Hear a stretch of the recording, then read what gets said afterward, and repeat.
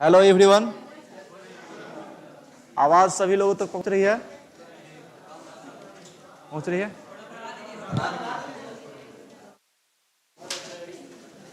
अभी आवाज ठीक है? ओके, स्टार्ट करना। ओके, चलिए आज हम लोग फिजिक्स की क्लास करेंगे, ठीक है? आज हम लोग फिजिक्स की क्लास करेंगे। देखिए,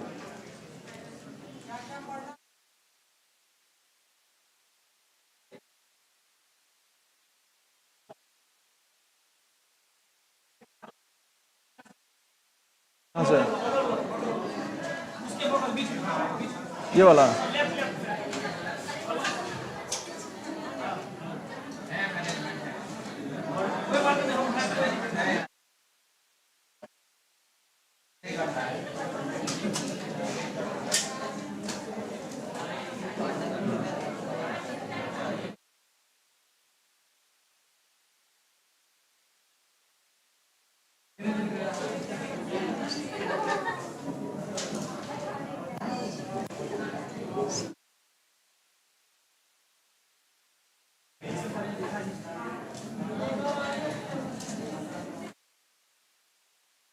चलिए देखिए,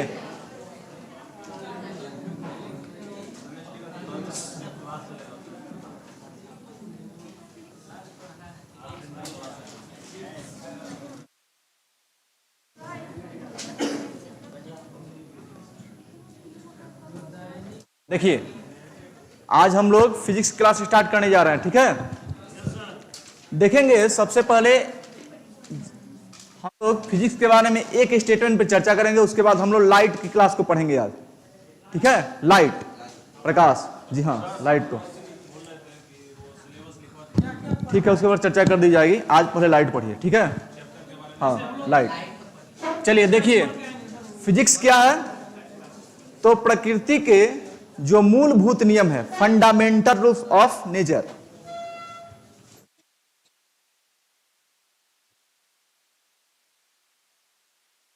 फंडामेंटल रूल्स ऑफ नेचर, जी हाँ, बता देते हैं। हाँ, ओके, ठीक है, ठीक है, ठीक है। प्रकृति के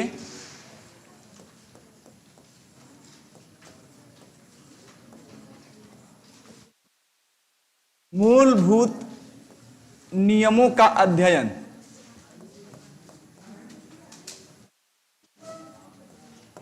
ठीक है? जहां पे आप नेचर के जो फंडामेंटल रूल्स होते हैं उसके बारे में जहां पे हम लोग स्टडी करेंगे, वही क्षेत्र, वही ब्रांच जो है क्या होता है? फिजिक्स कहलाता है, भौतिकी कहलाता है। एज फॉर आप देखेंगे कि एप्पल जो है वो फॉल करता है, गिरता है। इसको किसने देखा? न्यूटन ने देखा। हाँ, न्यूटन देखते हैं इसको, तो क्या करते हैं वो? ग्रेविटी को डिस्कवर करते हैं, यानी कि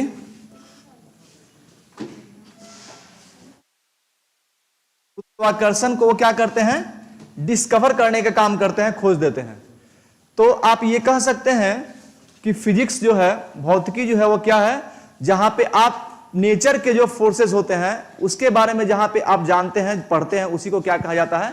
फिजिक्स कहा जाता है, भौतिकी कहा जाता है, ठीक है? फिजिक्स के बारे में एक स्टेटमेंट हम देना चाहते थे, ठीक है? आप लोग समझ गए फिजिक्स क्या है?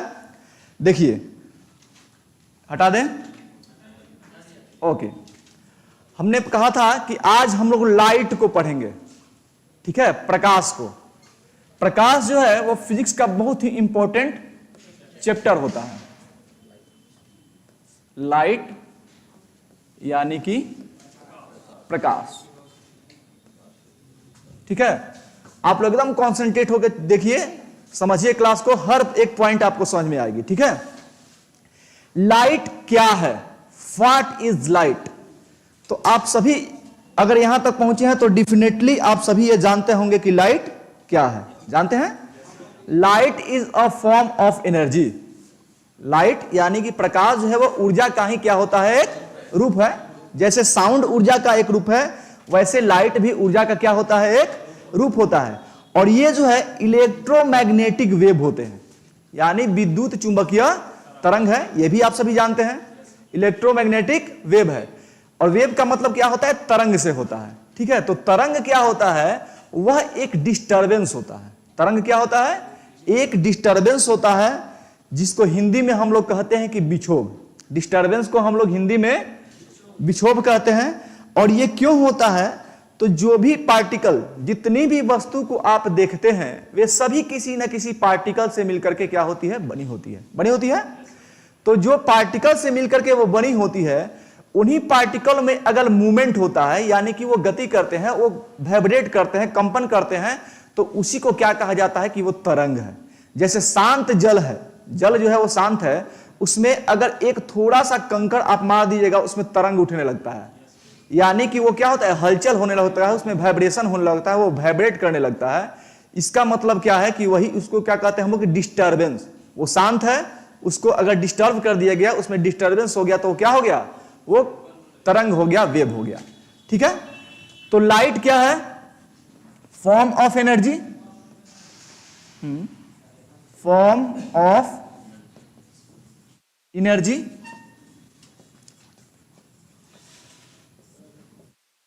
ऊर्जा का एक रूप है, ठीक है। फॉर्म ऑफ एनर्जी हो गया, ऊर्जा का एक रूप हो गया। और साथ ही लाइट क्या है, तो नॉन मैकेनिकल ट्रांसवर्स वेव है। क्या है जी,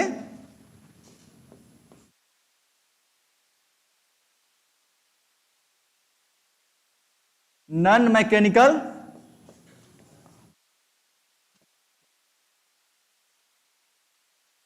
ट्रांसवर्स वेव। क्या हिंदी में लिख दूं, ओके ठीक है, नहीं नहीं दोनों लोगों को लेकर चलता हूं, ठीक है, ओके। इसको बोलते हैं अयांत्रिक अनुप्रस्थ तरंग, ठीक है। लाइट क्या है, नॉन मैकेनिकल ट्रांसवर्स वेव है, अयांत्रिक अनुप्रस्थ तरंग है। अयांत्रिक तरंग का मतलब क्या समझते हैं, यानी कि क्या,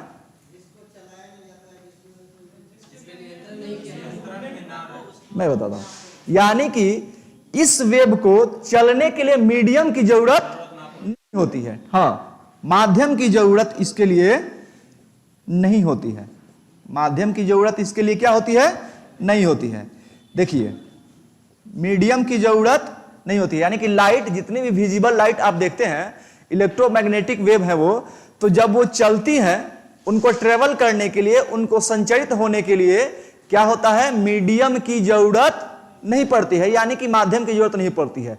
देखिए, माध्यम की जरूरत नहीं पड़ती है, इसका मतलब ये कतई नहीं हुआ कि वो माध्यम में चल नहीं पाएंगी, ठीक है। लाइट जो है वो इलेक्ट्रोमैग्नेटिक वेव है, ठीक है, विद्युत चुंबकीय तरंग है, उसको चलने के लिए जो है माध्यम की जरूरत नहीं होती है। लेकिन इसका मतलब कतई ये नहीं हुआ कि अगर माध्यम मिलेगा तो वो ट्रेवल नहीं करेगी, अगर माध्यम मिलेगा तो उसमें भी वो ट्रेवल करती है, ठीक है। यानी कि ये माध्यम है, अयांत्रिक तरंगें, नॉन मैकेनिकल वेव किसको कहा जाता है, इनको चलने के लिए माध्यम की जरूरत नहीं होती, यानी कि माध्यम नहीं होगा तो भी वो क्या होगी, ट्रेवल करेगी, यानी कि वो चलती है, ठीक है।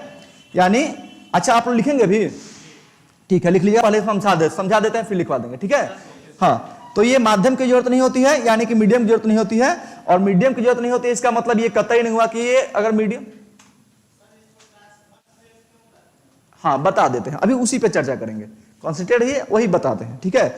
नॉन मैकेनिकल ट्रांसवर्स वेव है, माध्यम की जरूरत नहीं होती है। मैंने अभी बताया कि माध्यम की जरूरत नहीं होती है, इसका मतलब ये कतई नहीं हुआ कि ये मीडियम में नहीं जाएंगी, अभी मैंने बताया। तो माध्यम, मीडियम जिसमें से हो करके वो चलती है, हाँ, मीडियम जिसमें, हाँ, क्या पानी में जाएगी तरंग, लाइट जाएगी, एकदम जाएगी, हाँ। तो वही तो मैंने बताया ना कि हाँ बिल्कुल, हम तो वही बोल रहे हैं कि मीडियम की जरूरत नहीं होती है, लेकिन इसका मतलब कतई ये नहीं हुआ कि माध्यम में ये नहीं जाएगी। देखिए, आपका आंसर यहां मिलेगा, जैसे लाइट जो है वो सीधी रेखा में क्या करती है, ट्रेवल कर रही है, मान लीजिए, ठीक है, स्ट्रेट लाइन में ट्रेवल करती है, निर्वात में।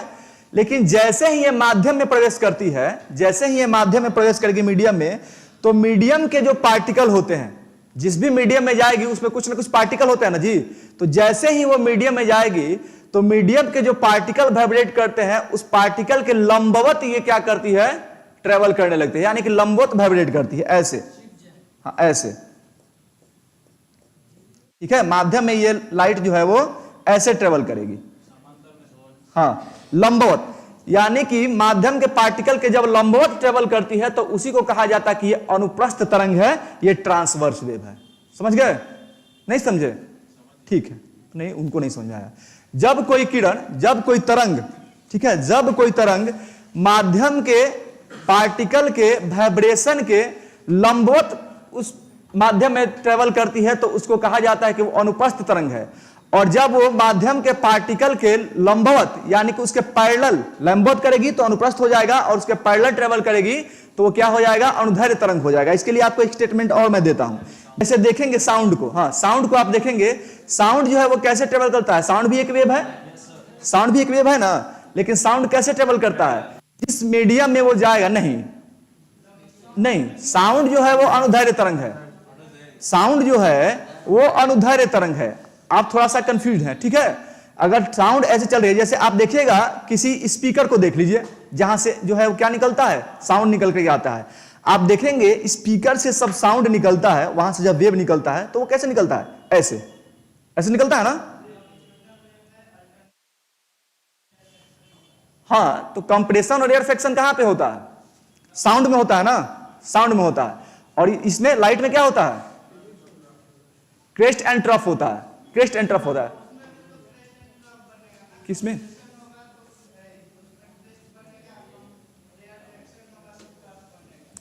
तो कंप्रेशन किसको कहा जाता है, कंप्रेशन यानी कि वहां पे डेंसिटी ज्यादा हो जाएगी, और रेयरफेक्शन यानी कि वहां पे बिरल हो जाएगा, डेंसिटी जो है कम हो जाएगी, ठीक है। देखिए आपको यहां से समझाते हैं। देखिए जब तरंग ऐसे चलेगी, ऐसे चलेगी तो ये किस प्रकार की तरंग कहलाएगी, अभी आप लोग कंफ्यूज है, ये किस प्रकार चलेगी। देखिए अभी हमने बताया ना, ऐसे जगह ट्रेवल करेगी तो किस प्रकार की तरंग होगी, कौन होगी, अनुप्रस्थ तरंग होगी ना, आपको बोल रहे हैं अनुप्रस्थ तरंग होगी ना, ठीक है। ये हो गई अनुप्रस्थ तरंग, ठीक है। तो ये जो प्रकाश की किरण है जब किसी माध्यम में जाती है तो ऐसे ही ट्रेवल करती है ना, तो ये ट्रांसवर्स वेव हुई कि नहीं हुई, क्या?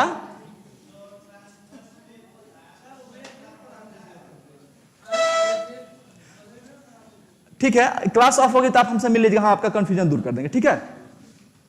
आप लोग समझ रहे हैं ना, ठीक है। अगर प्रकाश की किरण माध्यम में जाएगी तो प्रकाश जो माध्यम के पार्टिकल होते हैं उसके कैसे ट्रेवल करती है, उसके लंबवत ट्रेवल करती है, और जब लंबवत ट्रेवल करेगी तो क्या होगा, इसी को कहा जाता है कि ये ट्रांसवर्स वेव है, ठीक है। ये क्या हुई, ये ट्रांसवर्स वेव है, ठीक है। यानी कि आप समझ गए कि प्रकाश को चलने के लिए मीडियम की जरूरत नहीं है, लेकिन अगर मीडियम मिलेगा तो वो चलेगा, और जब मीडियम में चलेगा तो उसके पार्टिकल जो वाइब्रेट करते हैं उसके लंबवत वो क्या करता है, ट्रेवल करने का काम करती है। इसीलिए इसको नॉन मैकेनिकल ट्रांसवर्स वेव कहा जाता है। क्या? निर्वात में सीधी चलती है, हाँ निर्वात में सीधी चलती है। इसीलिए आप देखेंगे कि बहुत जगह आपको देखने को मिलेगा कि प्रकाश जो है ऊर्जा एक रूप है जो सीधी रेखा में गमन करती है। आप लोगों को पढ़ने को मिलता होगा, हाँ हाँ पढ़े ना, ये पढ़ने को मिलेगा, ठीक है। उसके बाद देखिएगा ये जो लाइट है ये ड्यूअल नेचर यानी कि दोहरी प्रकृति दिखाती है। लाइट जो है वो क्या दिखाती है,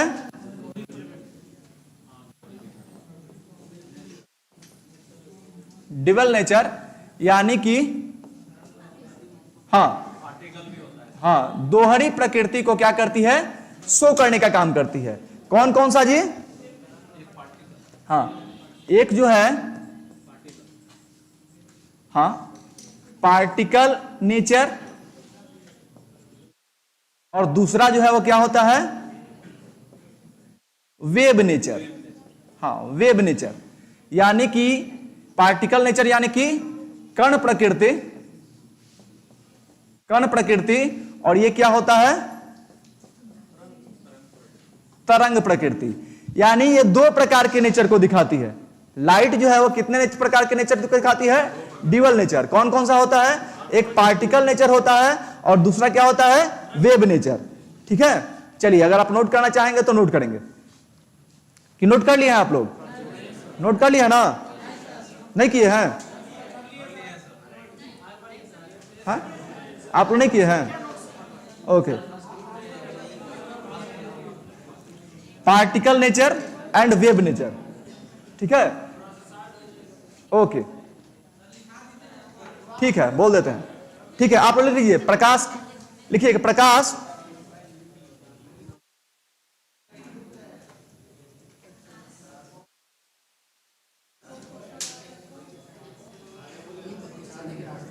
ठीक, क्या प्रकाश लिखिए, प्रकाश ऊर्जा का एक रूप है। प्रकाश ऊर्जा का एक रूप है। प्रकाश ऊर्जा का एक रूप है जो विद्युत चुंबकीय तरंग के रूप में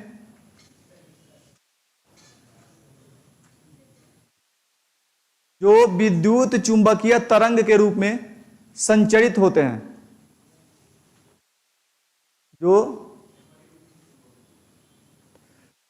light is a form of energy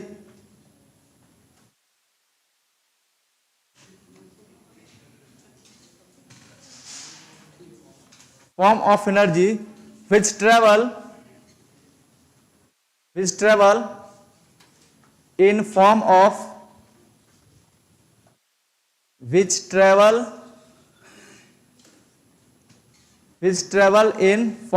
electromagnetic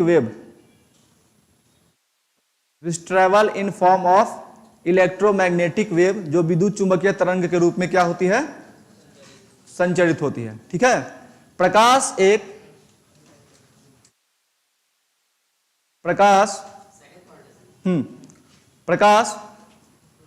अयांत्रिक अनुप्रस्थ तरंग है।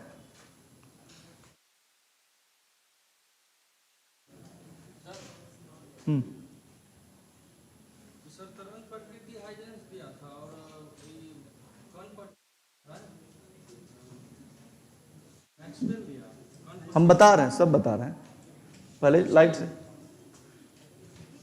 चलिए ना, हम सब बता रहे हैं। ठीक है, क्या लिखे? क्या लिखे? हाँ, ये अनुप्रस्थ तरंग है। ठीक है, क्योंकि अनुप्रस्थ तरंग है। लिखिएगा प्रकाश को, हाँ, चलने के लिए माध्यम की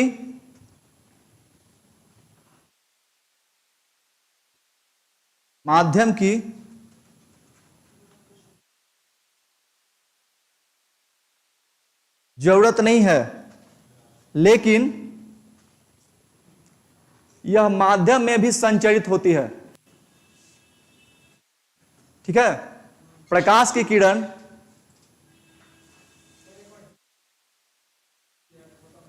ठीक है, लिखिएगा प्रकाश की किरण,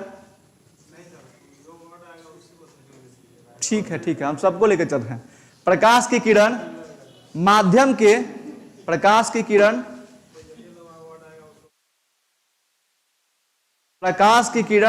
के कण के लंबवत, प्रकाश किरण माध्यम के कण के लंबवत ट्रेवल करती है। माध्यम के कण के लंबवत ट्रेवल करती है। क्या लिखे हैं आप लोग? लंबवत ट्रेवल करती है यानी कि संचरित होती है। हाँ, परपेंडिकुलर जो है वही चलती है। ठीक है, क्या प्रकाश जो है दोहरी प्रकृति को दिखाता है। प्रकाश दोहरी प्रकृति को दिखाता है।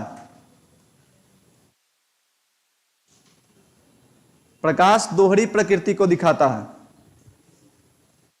कौन कौन सा जी? हाँ, particle nature and wave nature, यानी कि कण प्रकृति और तरंग प्रकृति। ठीक है, पार्टिकल नेचर, कण प्रकृति को पार्टिकल नेचर कहते हैं।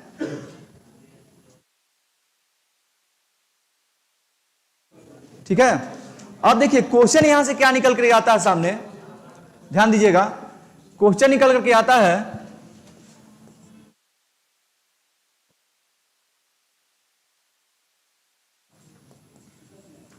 क्वेश्चन निकल करके आता है कि विच फेनोमेना, ठीक है, कि which phenomena is proof that light shows particle nature, यानी कि कौन सी परिघटना यह दिखाती है कि प्रकाश जो है वो पार्टिकल नेचर का है। ठीक है,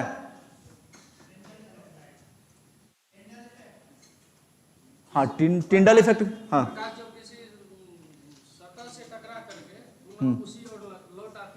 हाँ हाँ, नहीं उससे ये पता नहीं चलता है, वो तो रिफ्लेक्शन हो जाएगा। नहीं नहीं, अगर प्रकाश सेम मीडियम में किसी सतह से टकरा करके सेम मीडियम में वापस लौटती है तो वो रिफ्लेक्शन ऑफ लाइट होता है। ठीक है, वो रिफ्लेक्शन ऑफ लाइट होता है। क्या बता रहे थे आप? नहीं, टिंडल इफेक्ट नहीं होगा। हाँ, क्या बोल रहे थे,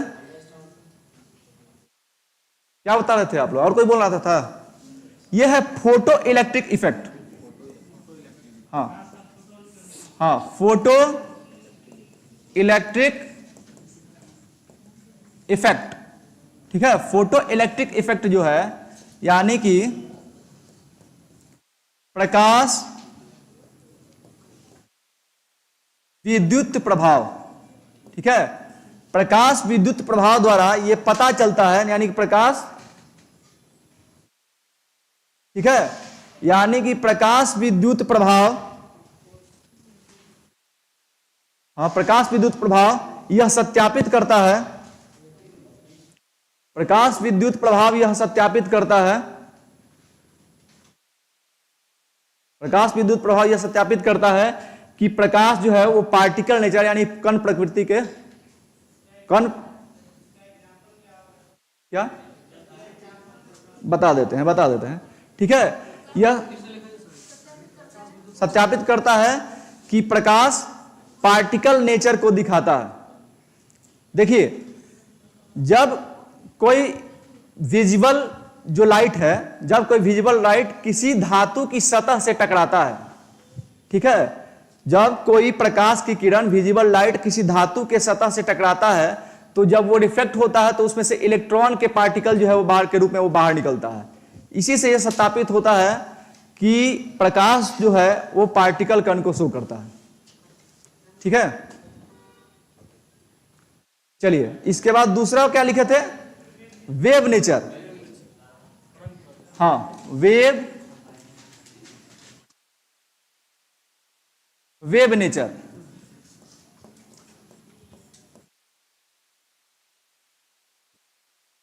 यानी कि तरंग प्रकृति। तरंग प्रकृति को कैसे स्थापित किया जाता है? हाँ, पोलराइजेशन। हाँ, तीन चीज है, तीन जो है परिघटना है जो वेव नेचर को क्या करती है? सत्यापित करती है। ठीक है, तीन नेचर, तीन परिघटना। ठीक है, कौन कौन सा है? प्रकाश का नहीं समझ में आ रहा है? प्रकाश का व्यतिकरण, ठीक है, interference of light, interference of light. हाँ बोलिए। हाँ, उसके बाद पोलराइजेशन, प्रकाश का ध्रुवण,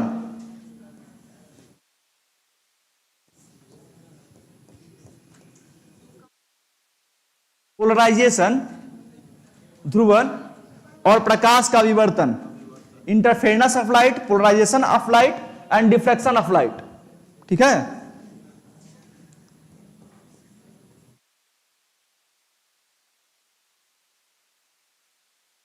प्रकाश का विवर्तन, interference of light,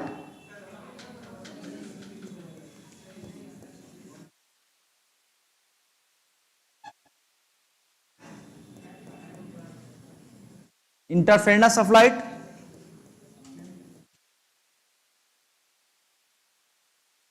polarization of light and diffraction of light.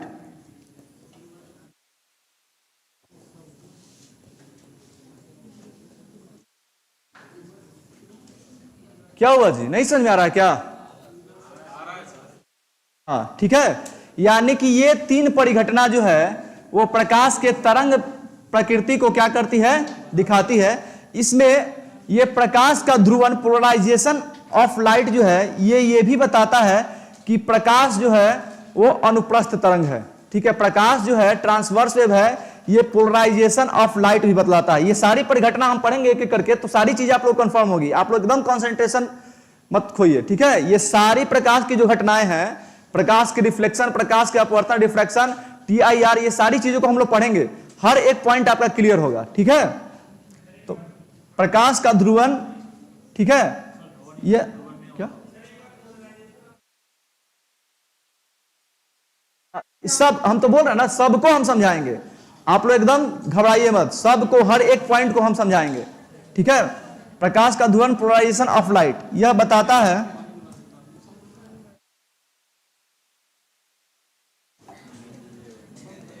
यह बताता है कि प्रकाश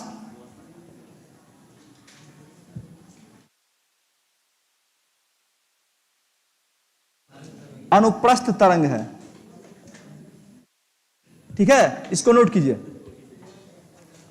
ठीक है, इसको आप लोग नोट कर लीजिए। हाँ हाँ, प्रकाश का व्यतिकरण, प्रकाश का ध्रुवन, प्रकाश का विवर्तन, ये बताता है कि लाइट जो है वो वेव नेचर का है। ठीक है, और पोलराइजेशन ऑफ लाइट यानी प्रकाश का ध्रुवन ये भी बताता है कि प्रकाश जो है अनुप्रस्थ तरंग है। हम एक एक करके सबको बताते हैं, हर एक पॉइंट आप लोगों का क्लियर होगा, एकदम आप लोग घबराइए मत। ठीक है, हम हर एक पॉइंट को दिखाएंगे, अब बारी बारी से नहीं चलेंगे जी, सीरियल से। अब हम स्टार्ट करेंगे reflection of light, reflection of light, TIR, diffraction of light, interference of light, सबको हम पढ़ाएंगे एक एक करके, आप सारी बिंदु को देखेंगे। ठीक है, क्या नहीं, ये तीनों घटना जो है, दिस टाइप ऑफ फेनोमेना, ये बताती है कि वेव नेचर का होता है प्रकाश, तरंग की प्रकृति को प्रकाश शो करता है। ये तीनों परिघटना जो है प्रकाश की, ये बताती है। ठीक है, इसमें जो प्रकाश का ध्रुवन है, पोलराइजेशन ऑफ लाइट है, ये भी बताता है कि प्रकाश जो है वो अनुप्रस्थ तरंग है। ठीक है, इसके बाद देखिए,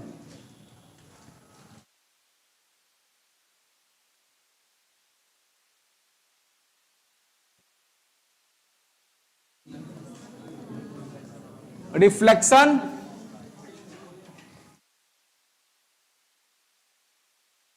ऑफ लाइट,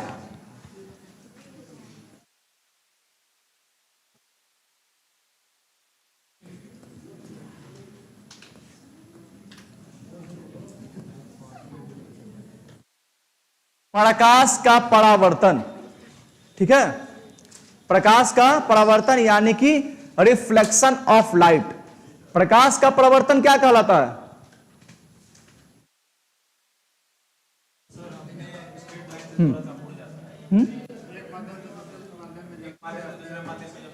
नहीं, माध्यम दूसरे माध्यम नहीं जाता, रिफ्लेक्शन दूसरे माध्यम नहीं होता।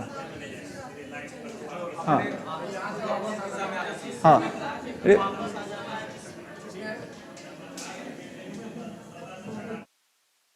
हाँ बैठ जाइए। ठीक है, देखिए, हम लोग किसी वस्तु को देखते हैं, हम लोग किसी वस्तु को देखते हैं तो क्यों देखते हैं?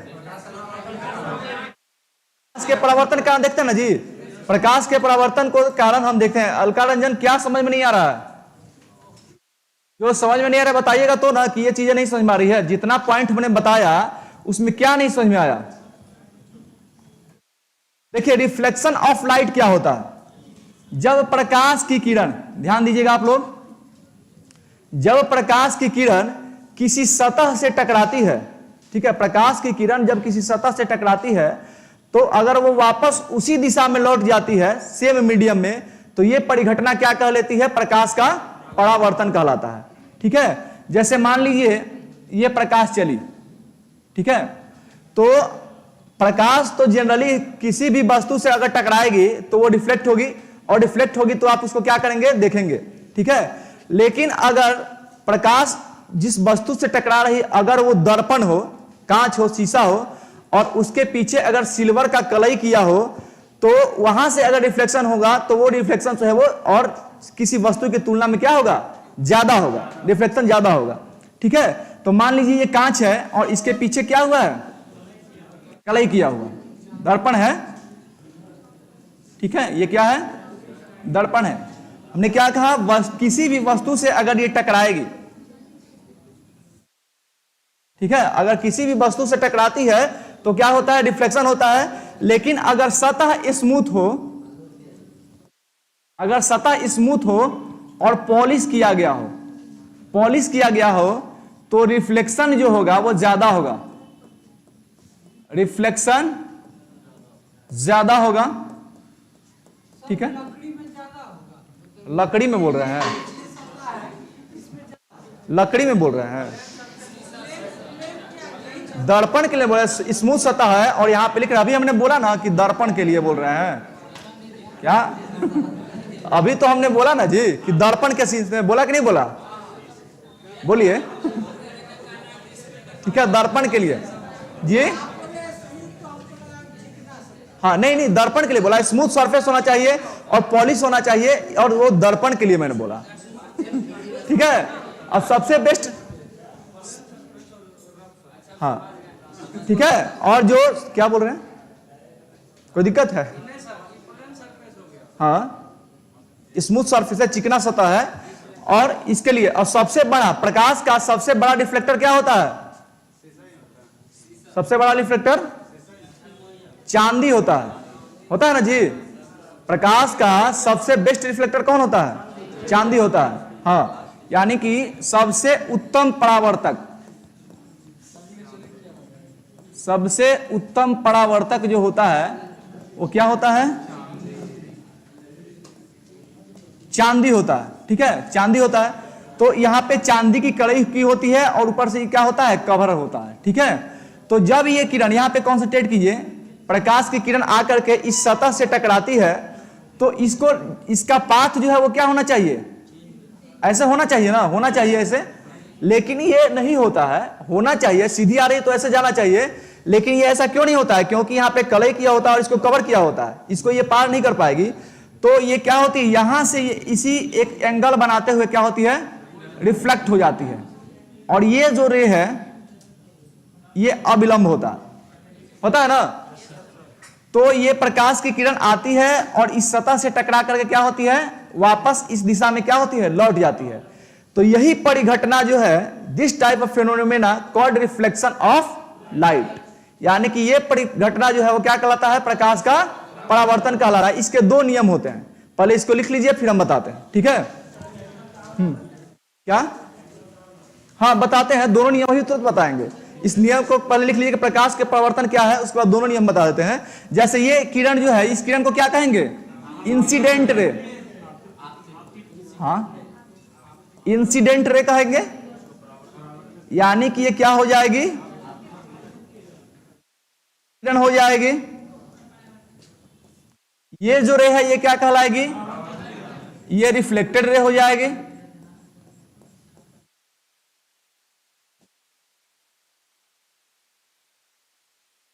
यानी कि परावर्तित किरण हो जाएगी, हो जाएगी ना। और ये जो रे है ये क्या होगी, ये नॉर्मल रे है, यानी कि इसको हम लोग क्या कहते हैं, नॉर्मल रे, या फिर इसको अविलंब कहा जाएगा, सामान्य रेखा बोलिए या फिर अविलंब बोलिए, ठीक है, ठीक है। हाँ, पहले आप लिख लीजिए प्रकाश का परावर्तन क्या है, ठीक है।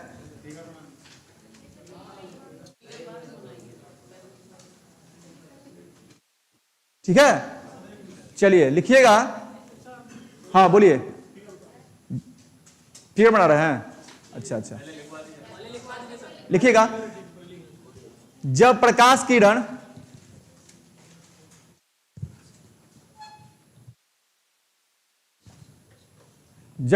किरण किसी चिकनी सतह से टकराकर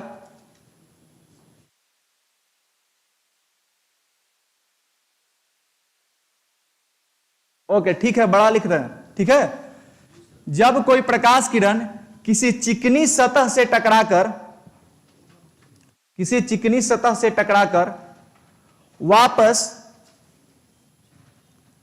वापस उसी दिशा में लौट जाती है, वापस उसी दिशा में लौट जाती है,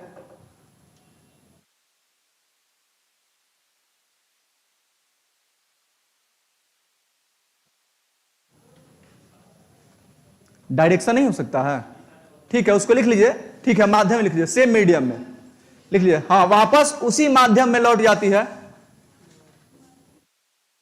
हाँ, चूंकि सही बोला आपने, ये जो है माध्यम है, जिस माध्यम में आती है वापस उसी माध्यम में लौट जाती है, ठीक है, उसी माध्यम में लौट जाती है, तो यह परिघटना प्रकाश का परावर्तन कहलाता है। तो यह परिघटना प्रकाश का परावर्तन कहलाता है,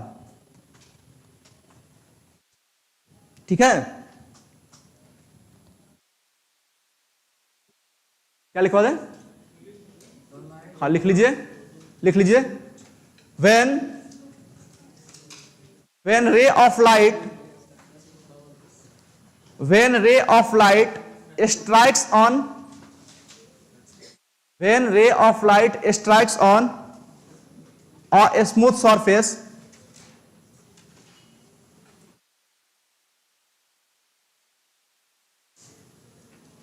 ठीक है, smooth surface bounce back in same medium,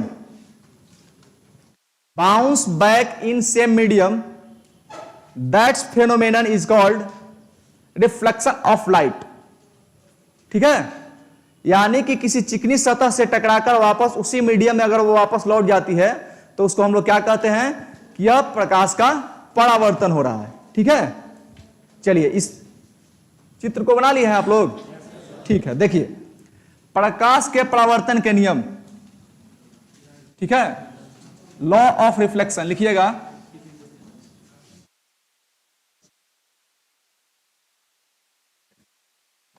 law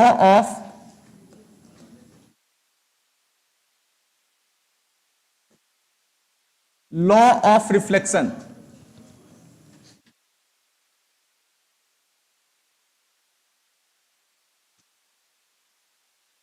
परावर्तन के नियम, ठीक है, परावर्तन के नियम। देखिए,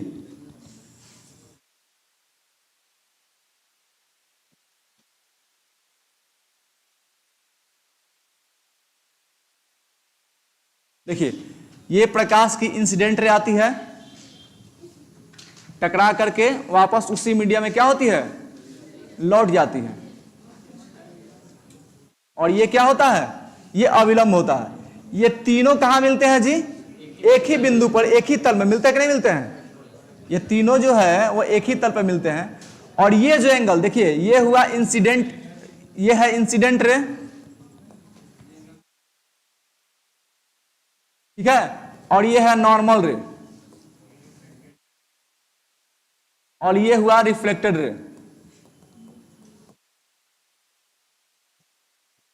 ठीक है। तो ये इंसिडेंट रे और नॉर्मल रे के बीच में एक एंगल बनता है, ठीक है, बनता है ना, ये है एंगल आई। और फिर रिफ्लेक्टेड रे और नॉर्मल के बीच में भी एक एंगल बनता है, यह है एंगल आर, एंगल बन रहा है। इसको हम लोग क्या कहेंगे? Incident angle. इसको क्या बोलेंगे?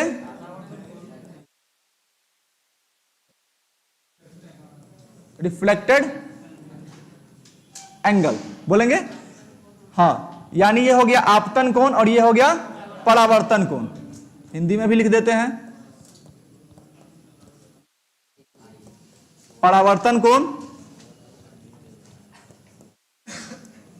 और ये हुआ आपतन कोण। अब देखिए रूल क्या कहता है, पहला फर्स्ट लॉ, आपतित किरण यानी कि इंसिडेंट रे, रिफ्लेक्टेड रे और नॉर्मल रे तीनों क्या होते हैं? एक ही तल पे होते हैं, यानी एक ही बिंदु पर मिलते हैं, ठीक है। तो पहला लॉ क्या लिखिएगा, हिंदी में लिखना होगा तो आपतित किरण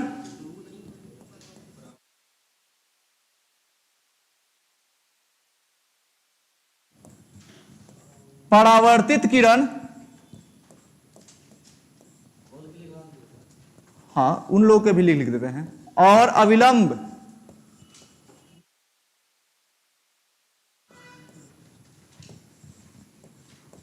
तीनों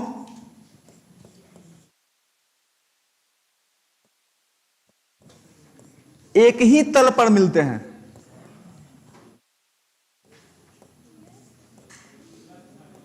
ठीक है, यानी इंग्लिश में लिखना होगा तो क्या लिखेंगे?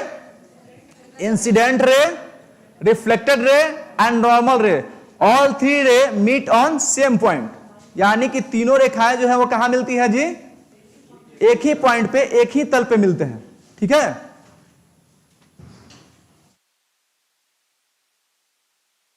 तीनों एक ही तल पे मिलते हैं। दूसरा क्या हो जाएगा? यानी angle i is equal to angle r, यानी कि एंगल आई जो है वो क्या होगा? एंगल आर के बराबर होगा। यानी कि आपतन कोण और परावर्तन कोण दोनों क्या होंगे? दोनों बराबर होते हैं। यानी कि angle i is equal to angle r, यानी जितना एंगल आई होगा उतना ही एंगल आर होगा।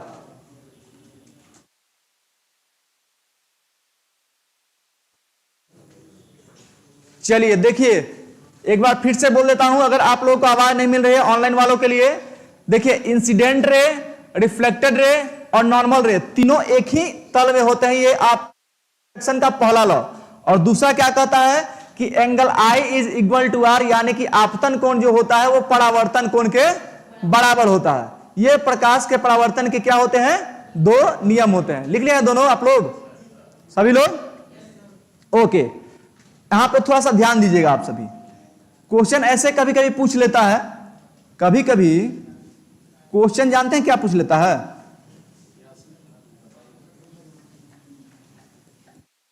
देखिए आप लोग एक चीज समझिएगा, आप लोग यहां पे आए हैं किस लिए?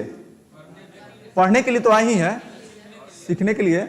सीखने के लिए आप लोग आए हैं कि एग्जाम, जिस एग्जाम की तैयारी कर उसको क्लियर करने के लिए, है ना?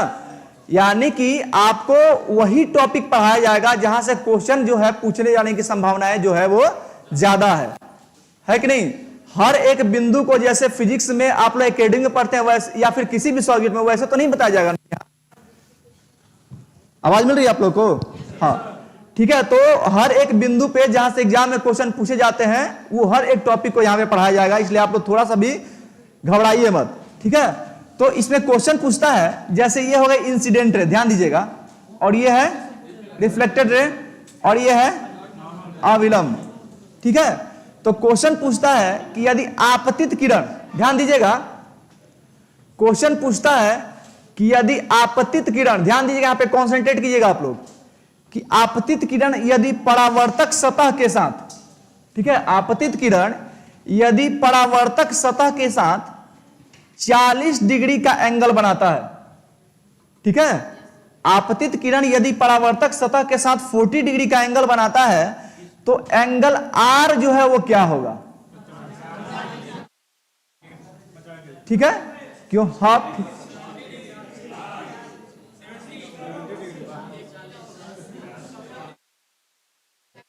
अलग अलग आंसर आ रहा है जी, अलग अलग आंसर आ रहा है। 50 डिग्री, 50 डिग्री होगा ना जी? 50 डिग्री होगा, 50 डिग्री होगा, हाँ 50 डिग्री होगा। देखिए कैसे, समझ लीजिए आप लोग। हाँ, क्योंकि यहां से, हाँ, क्योंकि ये जो एंगल बनेगा, यहां कॉन्सेंट्रेट कीजिए, यहां देखिए, ये जो एंगल बनेगा ये 90 डिग्री का एंगल है ना, ये एंगल 90 डिग्री का है, और जब यही एंगल यहां से यहां तक जो है 40 डिग्री का बन गया, तो ये एंगल आई जो है वो 85 डिग्री का ना होगा? होगा नहीं होगा?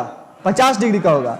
और जब एंगल आई 50 डिग्री का हो जाएगा तो angle i is equal to angle r, तो एंगल आर जो है वो 50 डिग्री का नहीं होगा?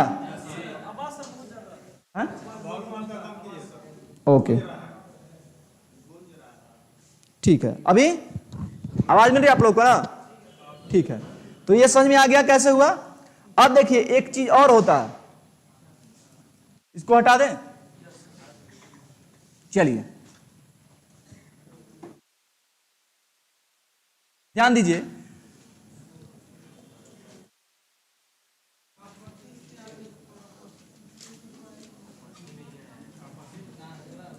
क्या हुआ, क्या हुआ जी? कोई दिक्कत है किसी को? देखिए, यह है आपतित किरण, और ये किरण अगर आ रही है तो इसका मार्ग क्या होना चाहिए था? ये होना चाहिए था ना जी।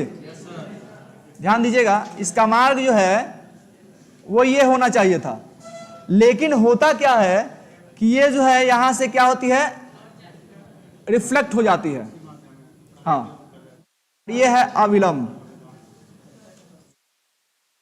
ठीक है।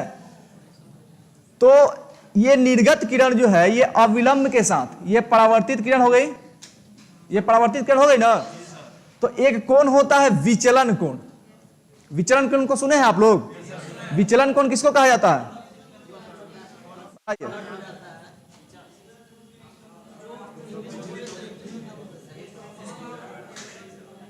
क्या बोल रहे हैं? हाँ, डाइवर्ट हो जाती है, यानी कि ये इसका पाथ है, ये इसका पाथ है ना, और ये डाइवर्ट हो गई है इस पे। तो ये जो एंगल बने,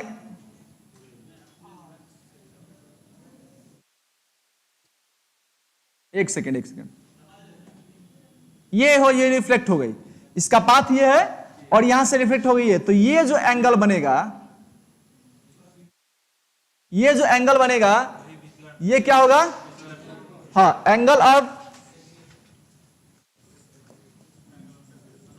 एंगल ऑफ डेविएशन, यानी कि विचलन कोण कहलाता है। ये हुआ विचलन कोण, यानी ये जो एंगल हुआ, क्या हुआ, बड़ा लिख दें, ओके।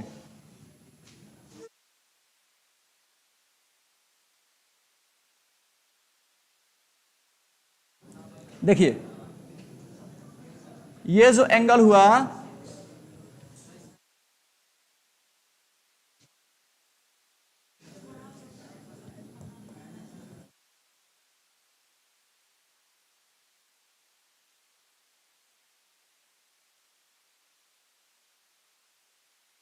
ठीक है, ये क्या है?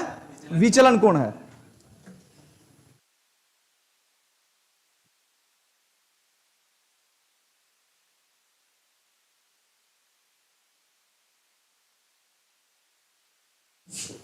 ध्यान दीजिए, क्या हुआ, क्यों हंस रहे हैं आप लोग?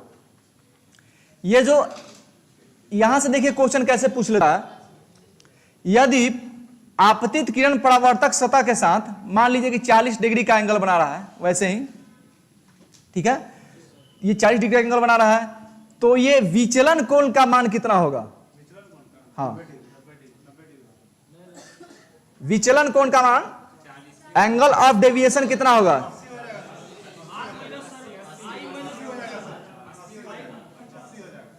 और कोई? देखिए कैसे, ये अगर 40 डिग्री का एंगल है, यहां कॉन्सेंट्रेट कीजिएगा, यहां देखिए आप लोग, ये 40 डिग्री का एंगल बना रहा है, तो ये 50 डिग्री का एंगल हो जाएगा ना जी। और ये अगर 50 डिग्री का एंगल है तो ये कितने डिग्री का एंगल हो जाएगा? 50 डिग्री का। तो आपको क्या निकालना है? ये एंगल निकालना है ना।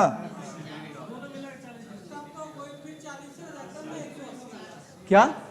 तो आपको ये एंगल निकालना है, विचलन एंगल, ये एंगल निकालना है, ये एंगल निकालेगा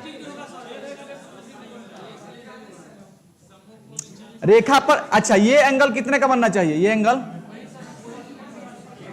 180 का बनना चाहिए ना। तो ये 180 का बनना चाहिए, तो ये जब 100 डिग्री का बन गया तो ये कितने का बनेगा? 80 डिग्री का ही ना बनेगा जी, 80 डिग्री का बनेगा। क्या? 80 डिग्री का बनेगा। हाँ, तो ये जो है विचलन कोण का मान क्या होगा? 80 डिग्री के बराबर होगा। बिल्कुल सही है पूजा सिन्हा, एकदम सही है। 80 डिग्री जो है विचलन कोण का मान हो जाएगा। ठीक है, चलिए आगे बढ़े, ओके। हाँ, लिख लीजिए। हाँ, समझ नहीं है अभी? हो गया, नहीं समझे हैं? ठीक है, देखिए ये जो जब आपतित किरण जो आ रही है, देखिए यहां पे देख लीजिए, ये आपतित किरण आ रही है तो यहां से ये क्या होती है, परावर्तित हो जा रही है, और इसका मार्ग जो है वो क्या है, ये है। ठीक है, तो जो अपने मार्ग से जो विचलित हो जा रही है, यानी कि ये जो निर्गत किरण होनी चाहिए, उस निर्गत किरण और परावर्तित किरण के बीच का जो एंगल बनता है वही क्या बनता है, विचलन कोण कहलाता है।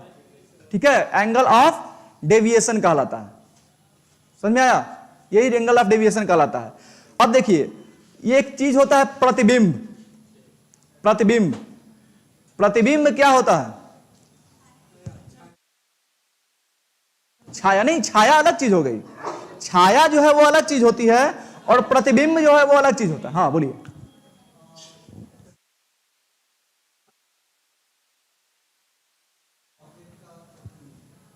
एक बार फिर से बोलिए। आप लोगों में से भी, ऑनलाइन में से भी कोई अगर बताना चाहे कि प्रतिबिंब क्या होता है। हाँ,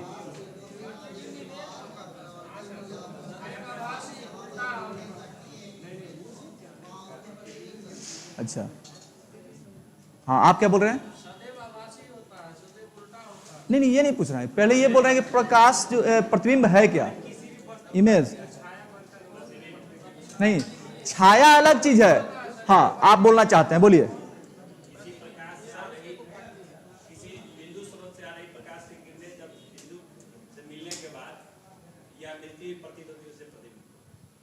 अभी इस भी संतोषजनक आंसर नहीं है, आप कुछ बताना चाहते हैं?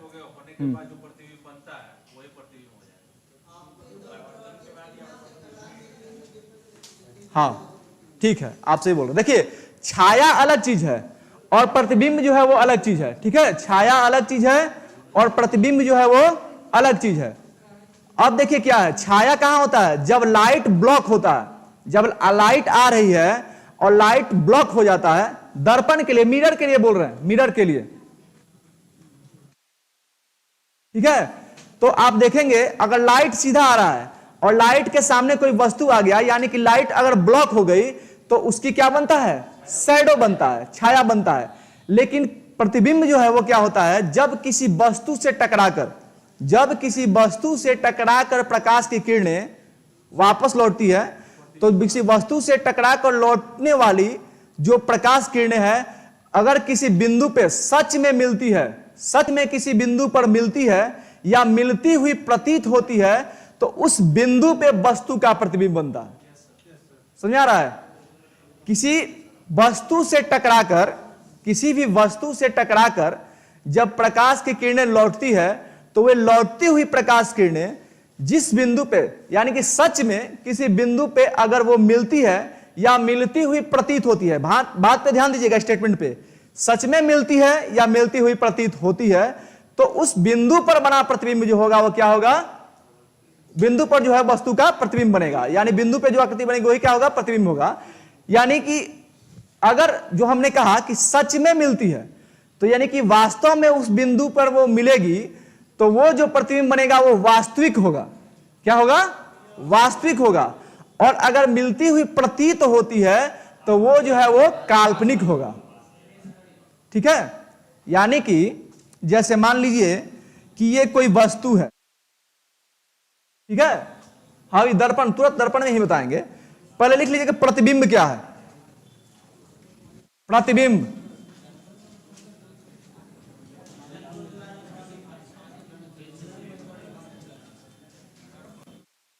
इमेज,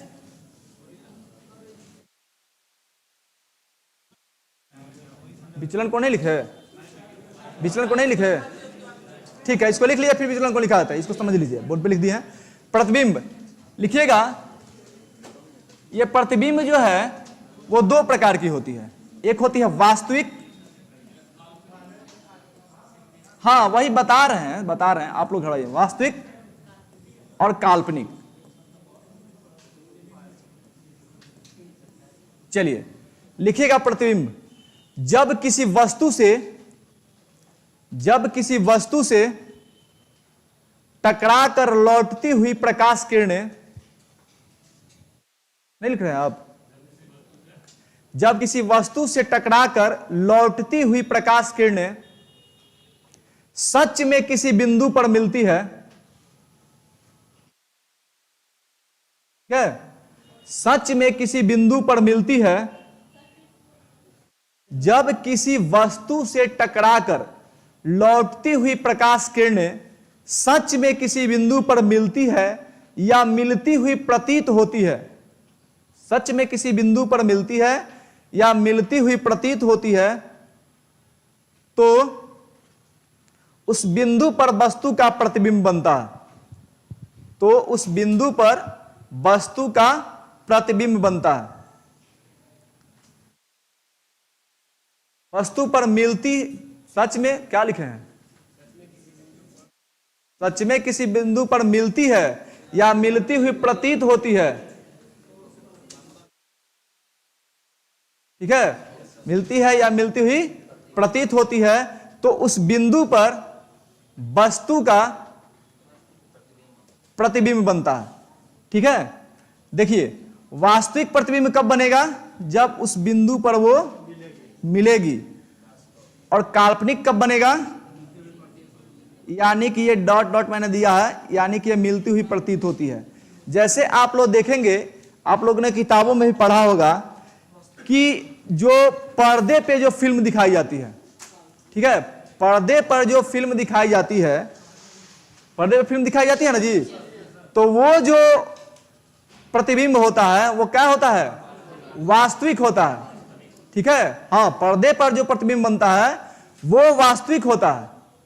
ठीक है, यानी कि उसको पर्दे पर उतारा जा सकता है। लेकिन दर्पण में, समतल दर्पण के सामने जो प्रतिबिंब बनता है वो क्या होता है, वो काल्पनिक होता है।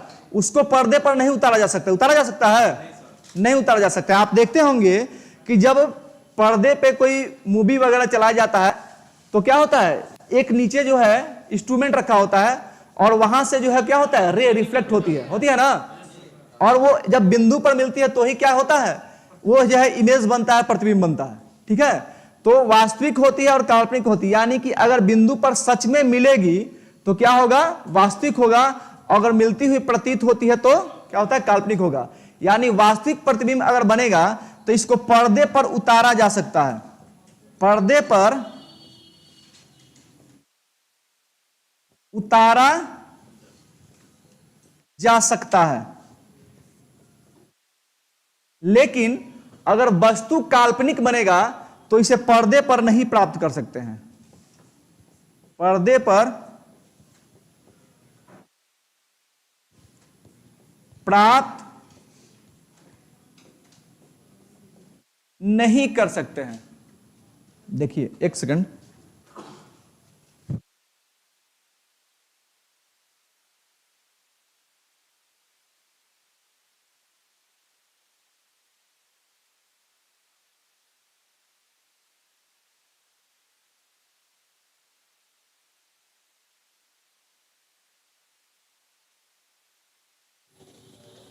एक सेकंड,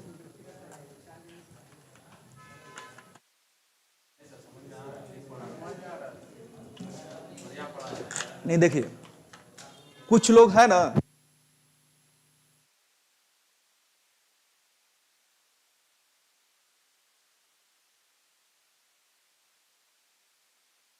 एक और चीज है, ये नहीं सोचना चाहिए कि हम ज्यादा जानते हैं। ये तो कभी भी नहीं सोचना चाहिए कि हम ज्यादा जानते हैं। ठीक है, अगर यहां आए हैं, अगर ज्यादा जानते हैं तो यहां की क्या जरूरत है, बोलिए, है कोई जरूरत? अगर आप खुद ही जानते हैं तो फिर क्या मतलब है? तो अगर जानते भी हैं तो चीजों को देखिए, समझिए कि गलत हो रहा है कि सही हो रहा है। इतना तो आप लोग समझ सकते हैं ना जी, समझने का प्रयास कीजिए। ठीक है, तो जो वास्तविक प्रतिबिंब होता है उसको पर्दे पर उतारा जा सकता है, लेकिन जो काल्पनिक प्रतिबिंब होता है उसको पर्दे पर नहीं उतारा जा सकता है। जैसे कि आप लोग देखते हैं, और जो वास्तविक प्रतिबिंब होता है वो कैसा होता है, उल्टा होता है। वास्तविक प्रतिबिंब हमेशा क्या होता है, उल्टा होता है। वास्तविक प्रतिबिंब जो है वो क्या होता है जी, उल्टा होता है। जबकि काल्पनिक प्रतिबिंब जो है वो क्या होता है, सीधा होता है। ठीक है, काल्पनिक प्रतिबिंब कैसा होता है, सीधा होता है। जैसे देखिएगा, आप देखेंगे अगर कोई व्यक्ति वास्तविक होता है ना तो वो कम बोलता है। वास्तविक व्यक्ति को जनरली आप देखेंगे, जो वास्तविक होगा वो क्या होगा, कम बोलता है। कम बोलता है कि नहीं बोलता है? जो वास्तविक होता है वो क्या होता है, कम बोलता है। और जो वास्तविक नहीं होता है, काल्पनिक होता है, वो क्या बोलता है, वो बहुत बोलता है, बोलता है नहीं बोलता है, आप लोग देखे होंगे ना। तो लोग क्या कहते हैं, काल्पनिक जो है इतना ना बोलेगा, लोग उसको क्या कहते हैं, उसी को वास्तविक समझने लगते हैं। ऐसा होता है कि नहीं होता है? ऐसा देखे हैं ना। हाँ, तो आप क्या कहेंगे कि वास्तविक प्रतिबिंब कहां पे देखने को मिलता है? क्लास में है जैसे, हाँ, सिनेमा के पर्दे में वास्तविक प्रतिबिंब आपको कहां देखने को मिलेगा? सिनेमा के पर्दे पर। सिनेमा के पर्दे पर आपको क्या देखने को मिलेगा? वास्तविक प्रतिबिंब देखने को मिलता है। लेकिन काल्पनिक प्रतिबिंब आपको कहां देखने को मिलता है? समतल दर्पण में। समतल दर्पण में आप देखेंगे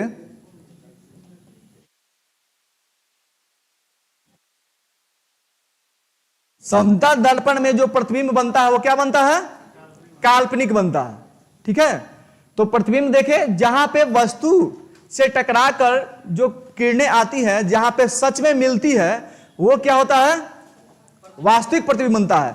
और जहां पे मिलती हुई प्रतीत होती है, वहां पे क्या होता है? काल्पनिक प्रतिबिंब बनता है। वो सारी चीज आप लोग देखेंगे, यहीं पे देखेंगे। अगर नहीं समझ में आ रहा हो तो यहीं पे हम सब दर्पण बना करके आपको दिखाएंगे। चलिए, इसको लिख लिया है? देखिए, नहीं लिखे हैं, जल्दी नोट कीजिए, जल्दी नोट कीजिए। सारी चीजों को हम आप लोग को दिखाएंगे। यहीं पे लिखिएगा, समतल दर्पण में बनने वाला प्रतिबिंब।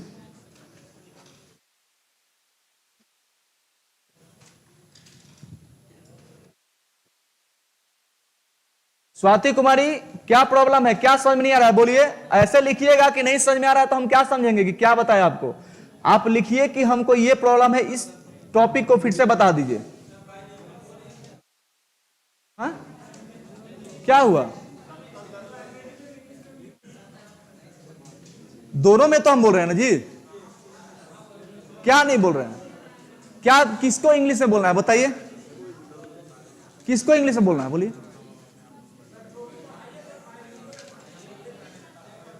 अच्छा अच्छा, ठीक है। यहां पे इसको मैंने नहीं लिखा है। देखिए, इसी को ना उल्टा है, यानी कि ये क्या है? इनवर्टेड है। और सीधा है यानी कि क्या है? इरेक्ट है। समतल दर्पण में यानी कि प्लेन मिरर में, यानी कि प्लेन मिरर में।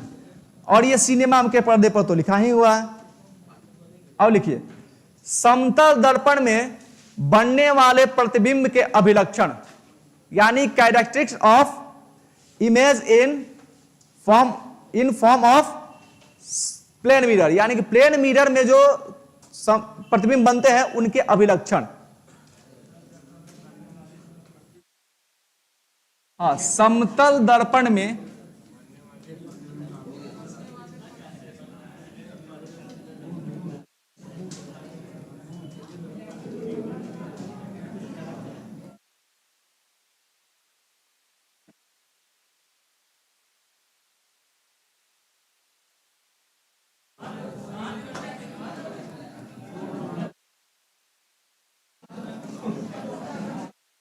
क्या हुआ? क्या हुआ?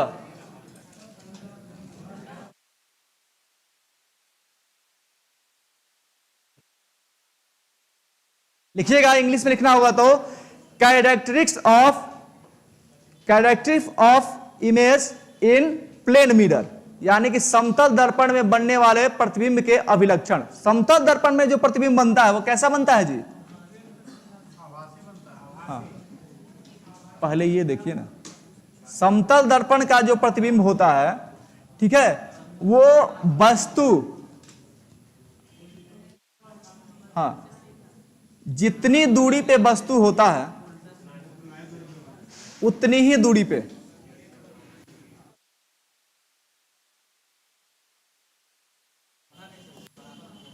अगर 1 मीटर की दूरी पे वस्तु है, ठीक है, समतल दर्पण में बनने वाला जो प्रतिबिंब है वो दर्पण से जितनी दूरी पर वस्तु होता है उतना ही दूरी पे दर्पण के पीछे क्या होता है? उसका प्रतिबिंब बनता है। बनता है नहीं बनता है?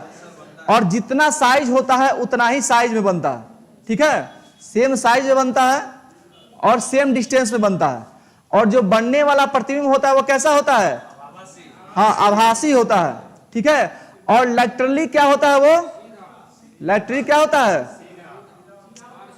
हम देखिए क्या बोल रहे हैं। हाँ हाँ, लैटरिन जो है यानी कि उल्टा पार्श्व होता है, उसमें आप क्या देखेंगे, लैटरिन इन्वर्टेड होता है, यानी कि अगर समतल दर्पण में आप देखेंगे तो आप दायां हाथ उठाएंगे तो दर्पण में लगेगा कि आप बायां हाथ उठा रहे हैं। इसी को कहा जा रहा है कि वो क्या है, लैटरिन जो है वो इन्वर्टेड होता है। हाँ, पार्श्व उल्टा होता है, ठीक है। यानी इसमें बनने वाला जो प्रतिबिंब है वो कैसा बनता है, वस्तु से जितनी दूरी पे, यानी दर्पण से जितनी दूरी पे वस्तु होता है, दर्पण के पीछे उतनी ही दूरी पर, यानी कि सेम डिस्टेंस और सेम साइज का भी बनता है, ठीक है। अगर आप स्टेटमेंट में लिखना चाहे तो लिख लेंगे, लिखेंगे कि समतल दर्पण में किसी वस्तु का प्रतिबिंब, ठीक है, समतल दर्पण में वस्तु का प्रतिबिंब काल्पनिक, काल्पनिक, सीधा, काल्पनिक, सीधा, समान दूरी तथा समान आकार का बनता है, ठीक है। यानी कि virtual, erect, same distance,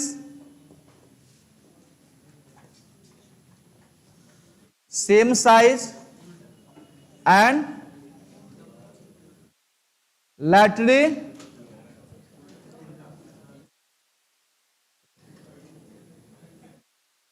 inverted, ठीक है। लैटरी क्या होता है, इलेक्टेड, यानी कि पार्श्व उल्टा होता है, ठीक है। पार्श्व क्या होता है, लैटरी इन्वर्टेड, यानी कि पार्श्व उल्टा होता है। पार्श्व उल्टा का मतलब क्या होता है कि अगर उसमें दाहिने हाथ को दिखाएंगे तो इसमें क्या दिखाएगा कि बायां हाथ है। अगर दाहिने साइड में कोई मक्खी बैठी है और समतल दर्पण में आप देखेंगे तो लगेगा कि कहां बैठी है, बाईं साइड में बैठी हुई है, ठीक है। एक और चीज होता है मल्टीपल इमेज, किसको, पार्श्व उल्टा, पार्श्व उल्टा, मल्टीपल इमेज,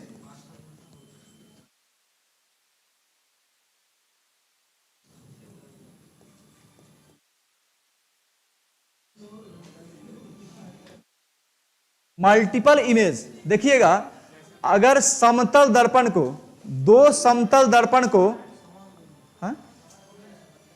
क्या हुआ है,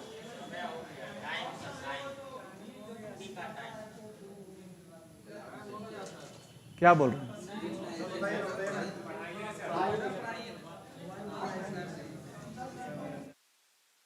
अच्छा आप बता रहे हैं, खड़ा होकर बोलिए, खड़ा होकर बोलिए।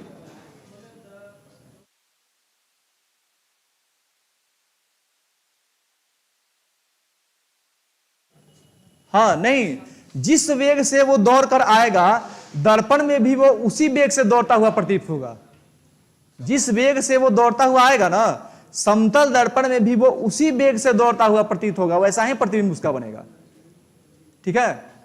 हाँ, मल्टीपल इमेज बता रहे थे, जब दो समतल दर्पण को, ठीक है, जब दो समतल दर्पण को थीटा कोण बनाते हुए एक दूसरे के साथ क्या करेंगे, एंगल बनाते हुए अगर दोनों को रखते हैं तो बहुत सारा जो है इमेज बनता हुआ प्रतीत होता है कि नहीं होता है। जैसे मान लीजिए, हाँ, ये एक समतल दर्पण हो गया और ये एक समतल दर्पण हो गया,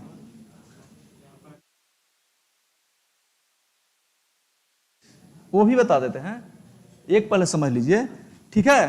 तो अगर इस प्रकार से रखा जाएगा तो यहां पे अगर कोई ऑब्जेक्ट है, अगर यहां पे कोई ऑब्जेक्ट है तो इसकी बहुत सारी जो है वो क्या दिखाई देंगी, बहुत सारी प्रतिबिंब जो है आपको बनती हुई दिखाई देंगी, ठीक है। अगर दो समतल दर्पण को आप एंगल बनाते हो, दो समतल दर्पण को एक कोण पर एंगल बनाते हुए अगर आप रख देते हैं और उसके सामने कोई ऑब्जेक्ट आ जाता है तो उसको बहुत सारी प्रतिबिंब जो है आपको बनती हुई दिखाई देंगे, देंगे कि नहीं देंगे। तो उसके लिए नंबर ऑफ इमेज अगर काउंट करना होगा तो इसके लिए फॉर्मूला क्या है, number of image equal to क्या होता है, 360 theta upon degree 360 degree upon theta -1 होता है ना जी? हाँ, 360 डिग्री बटे थीटा माइनस क्या होता है 1। ठीक है, कौन ना नंबर? ये number of image, number of image क्या? हाँ, विषम संख्या रहता है तो हाँ, ठीक है। जैसे मान लीजिए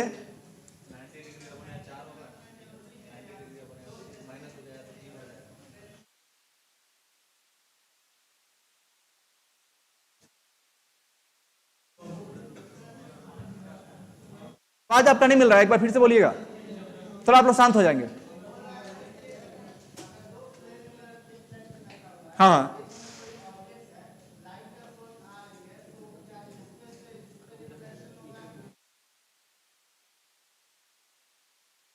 हाँ, मल्टीपल इमेज बनेगा।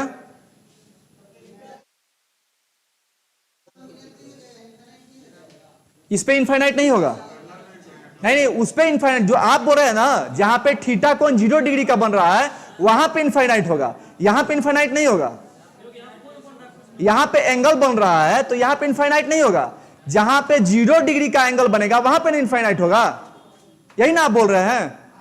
तो जहां पे 0 डिग्री का एंगल बनेगा वहां पे तो इनफाइनाइट बनेगा, लेकिन यहां पे अगर थीटा कोण बन तो यहां पे तो इनफाइनाइट नहीं बनेगा, नहीं बनेगा ना। तो मान लीजिए, ठीक है, मान लीजिए कि 60 डिग्री के एंगल पे, मान लीजिए कि 60 डिग्री के एंगल पे जो है दो समतल दर्पण को रखा गया है। 60 डिग्री के एंगल पे दो समतल दर्पण को क्या किया गया है? रखा गया है। तो यहां पे बनने वाला मल्टीपल इमेज जो होगा वो कितना होगा? हाँ, यानी कि 360 अपॉन थीटा -1 है, तो थीटा की जगह पर क्या करेंगे? 60 को पुट कर देंगे -1, 0 से 0 कट जाएगा, यानी कि 5 प्रतिबिंब। चलिए, ठीक है, हमको लगता है आप चीजों को समझ गए होंगे। चलिए ठीक है, आज के आगे हम लोग कल कंटिन्यू करेंगे। Thank you everyone.